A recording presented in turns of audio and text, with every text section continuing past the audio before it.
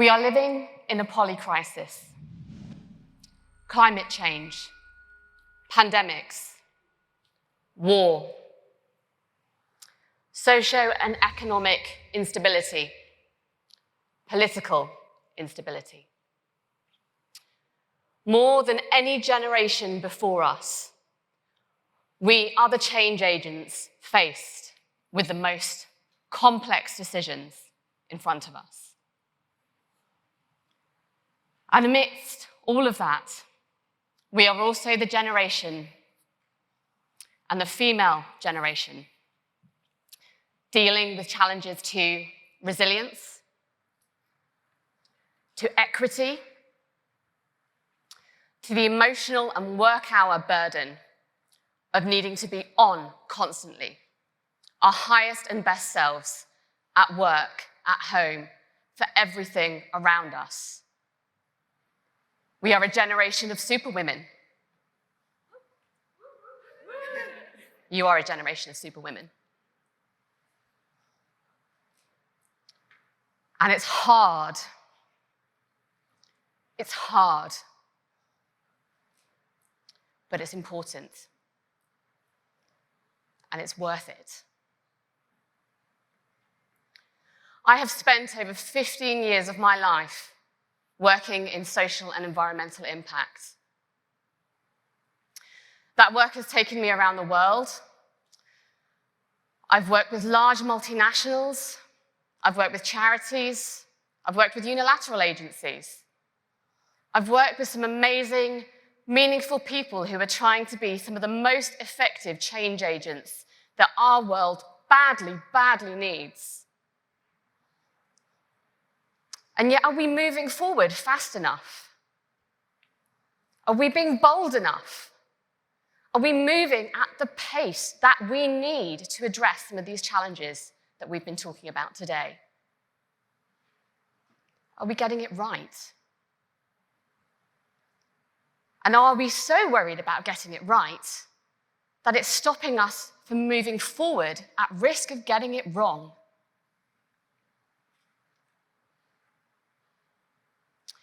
Five years ago, I was working as the head of strategy at a multinational think tank. I was flying around the world. My job title looked great, my CV was polished, I had it all right. I just had a young child. I'd returned from maternity leave. I was in this kick-ass job. I was taking names. I was exhausted. I was exhausted. I had structured my life to such an extent that I was living in my diary day to day, trying to be the best mother I could be to my little girl, trying to be a loving wife to my wonderful husband, trying to build up my team and to be a change agent and to make the world a better place than I found it. I would be in boardroom conversations or I would be leading workshops and we'd be talking about all these initiatives that we were going to do. We were going to do development programs for women. And I would sit in that room and I'd be thinking, great, another echo chamber for women to sit in. Brilliant. Let's have a conversation about this wonderful development program we're going to send all of these women on. Whilst over here, conversations about employee relations complaints and equal pay were being pushed through business cases, logic-based arguments. Show me the argument, write me the business case, bring me the paper, bring me the investment case. We have been taught through our capitalist business corporate systems that we need to write down and structure everything. All of these really meaningful, pressing changes that we need to make, be it around gender, be it around equality, be it around climate change, has been pushed into documentation, academia. We're arguing around the logic and science of something that we know to be true. And I've had enough. I've had enough. Haven't you had enough? Yeah. Haven't you had enough? Yeah. 5 years ago, I got fed up talking about, explaining, arguing, trying to give people aha moments. I decided I needed a break. So I took a contract and I went to Kenya, and my break was working in Kenya on gender-based violence in urban slums. And my husband came with me, and my 2-year-old daughter came with me. And I thought, this is really going to help me. I'm going to find my resilience. I'm going to find my we, Lola. I'm going to get to my grassroots. I'm going to learn from my sisters in Kenya.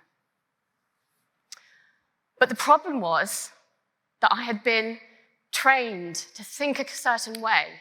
My Western education system, the university that I'd been to, the corporate world that I'd been living in had taught me to behave a certain way and to effect change through logic, through argument. Meritocracy will win out. But unfortunately, the world doesn't work that way. And are you curious the thing that shocked me out of that? Because I'd love to share it with you.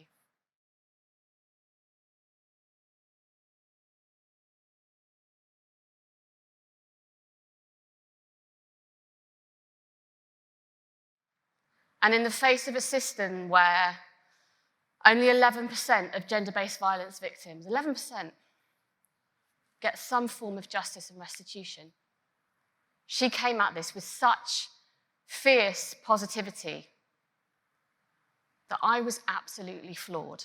Floored. That one conversation with that small child changed my whole outlook on my work, on how I was going to be a better change agent. I was going to stop getting frustrated and angry that these people in these boardrooms just didn't get it, or they weren't going to move fast enough.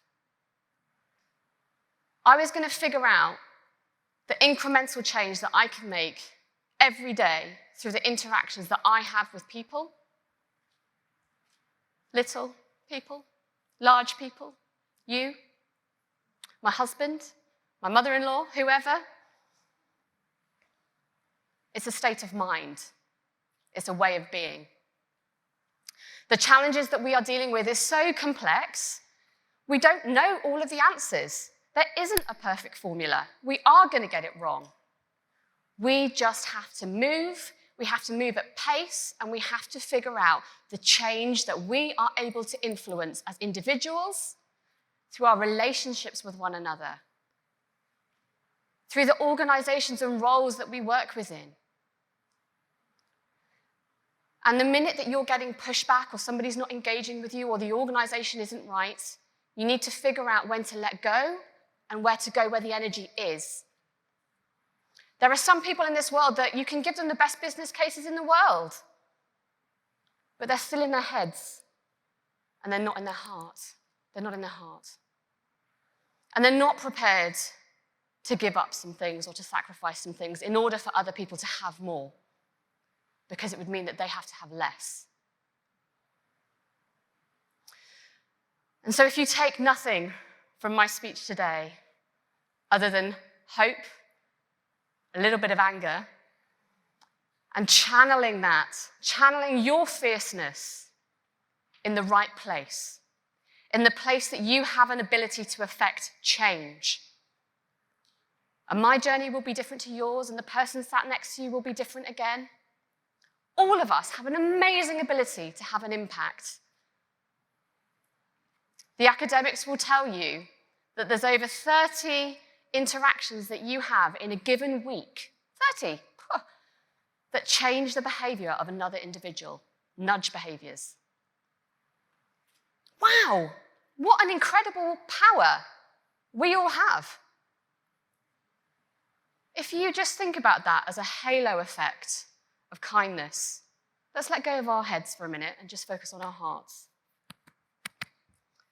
Will you do that? Will you put your hands on your hearts for me?